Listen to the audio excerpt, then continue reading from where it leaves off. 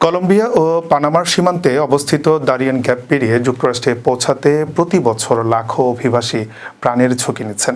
এই ৬০ মাইল দীর্ঘ ঘন জঙ্গল, পাহাড় ও জলাভূমি নিয়ে গঠিত এলাকা মধ্য দক্ষিণ আমেরিকায় একমাত্র স্থলপথ।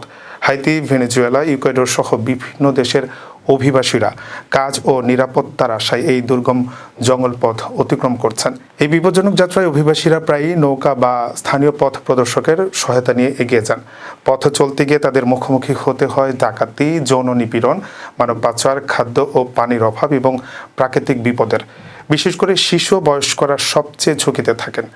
২০২৩ সালে দারিয়েন গ্যাপ পেরোনো অভিবাসীর মধ্যে প্রায় ১/৫ শিশু ছিল। নেকোক্লি ও চারবো শহরগুলো অভিবাসীদের প্রধান যাত্রার শুরু পয়েন্ট। সেখান থেকে নৌকায় সীমান্তবর্তী গ্রামে পৌঁছে শুরু হয় ১০ দিন বা তারও বেশি সময়ের জঙ্গলপথ।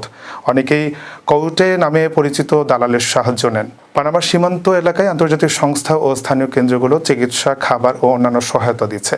তবুও দীর্ঘমেয়াদী নিরাপত্তার সহায়তা নিশ্চিত করা এখনো বড় চ্যালেঞ্জ। বিশেষজ্ঞরা আশঙ্কা করছেন, অর্থনৈতিক ও রাজনৈতিক সমস্যার কারণে এই বিপজ্জনক যাত্রা আরও বাড়বে।